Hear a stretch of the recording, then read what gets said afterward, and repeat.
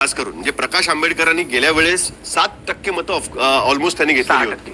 6.52-92% मतं, ऑलमोस्ट 7% मतं त्यांची त्याच्यामध्ये होती. यावेळेस मात्र वंचित स्वतः प्रकाश आंबेडकर जिकडनं निवडणूक लढत आहेत तिकडे ऑलमोस्ट काँग्रेसचा कॅन्डिडेट जिंकेल अशी परिस्थिती निर्माण झाली होती. बाजूच्या मतदारसंघामध्ये अमरावतीमध्ये तर काँग्रेसचा कॅन्डिडेट निवडूनच आला. त्या ठिकाणी वंचित बहुजन आघाडीने ज्या पद्धतीने गेल्या वेळेस मोठ्या प्रमाणात मतं घेतली होती, यावेळेस प्रकाश आंबेडकरांनी अपोजिशन पक्षांच्या बरोबर जायला नकार दिल्यामुळे त्यांना त्याच्याबद्दल, त्यांच्या एकूणच भूमिकेबद्दल त्यांच्याच मतदारांमध्ये शंका उपस्थित झाली असं तुम्हाला नाही का वाटत? तुम्ही प्रकाश आंबेडकरांना फार जवळून ओळखता, तुम्हाला माहिती आहे की त्यांचा राजकारण. प्रकाश आंबेडकरांबद्दल बोलणं टाळतो आजकाल, कारण मी त्यांच्यावर व्हिडिओ बनवल्यावर आणि एक इंटरव्ह्यू दिल्यावर मॅक्स महाराष्ट्राला इतकं माझं ट्रोलिंग झालंय, इतकं वाटेल. आणि ते भाजप इतकेच घाण लोक आहेत या ट्रोलर्स, ते वाटेल ते लिहितात, तुम्हाला शिवीगाळ करतात. बोलायचं ते बोलणार, आम्ही काय यांना घाबरणार नाही. प्रकाश आंबेडकर काय बाबासाहेब आंबेडकर नाहीत, शेवटी ते बाळासाहेब आंबेडकर आहेत, ते आपल्याला लक्षात ठेवायला पाहिजे.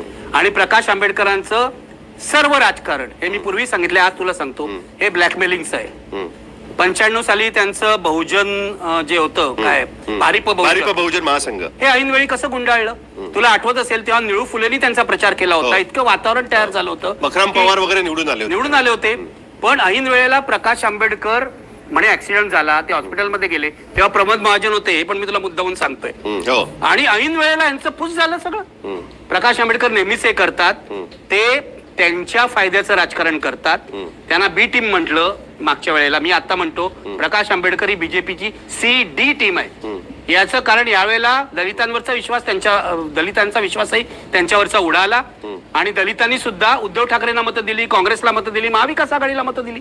याचं कारण एक आहे की त्यांना व्यापक राजकारण कळतच नाही. काशीरामनी जे केलं उत्तर प्रदेशामध्ये, ते प्रकाश आंबेडकर महाराष्ट्रात का करू शकले नाहीत? कारण त्यांना व्यापकता कळतच नाही. ते फक्त स्वतःचा फायदा, ते स्वतःच्या भावाचा पण फायदा बघत नाहीत.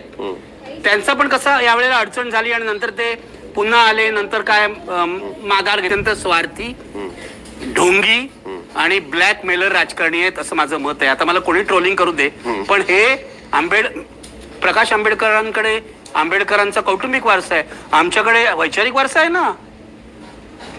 तुम्ही घ्या त्यांच्या इस्टेटी, आमच्याकडे विचार आहे. तेव्हा स्पष्ट सांगायचं तर प्रकाश आंबेडकरांनाही सांगणार की तुम्ही आंबेडकरांचा घात करताय, तुम्ही चुकताय.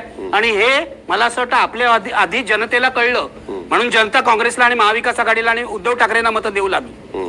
प्रॉब्लेम आहे त्यांचा.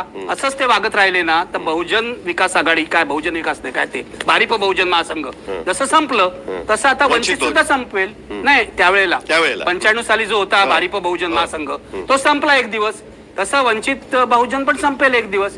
प्रकाश आंबेडकर आत्मघाती राजकारणच करतात, याविषयी मला खात्री आहे. यावेळेला तर मी पहिल्यांदा व्हिडिओ बनवला की प्रकाश आंबेडकर यांना महाविकास आघाडीत घेणं कसं आवश्यक आहे. 2दा-3दा व्हिडिओ बनवले. अरे पण यांचं काय वेगळंच चालतंय. दरवेळ म्हणजे लग्न मोडायचं असेल ना तर काहीतरी आपल्या अटी घालतात किंवा काहीतरी एक काय म्हणतात कळ काढतात, तसं यांचं चाललेलं आहे. अरे तुम्हाला लग्न मोडायचं होतं. आणि माझ्या एका निकटच्या राजकारण्याने मला सांगितलं की प्रकाश आंबेडकर, तूही होतास तेव्हा, तुला आठवतंय, प्रकाश आंबेडकर हे यांचं होण्याआधी प्रकाश आंबेडकर कधीही येणार नाहीत महाविकास आघाडीत. आणि तेच खरं ठरलं. मला त्यावेळेला विश्वास बसला नव्हता, कारण प्रकाश आंबेडकरांचा हा राजकीय धंदाच आहे आणि महाराष्ट्रातल्या जनतेला तो समजलाय. तेव्हा आपण कशाला त्यांच्याविषयी जास्त बोला. मला 20 सेकंदाचा ब्रेक घ्यायचा आहे, कारण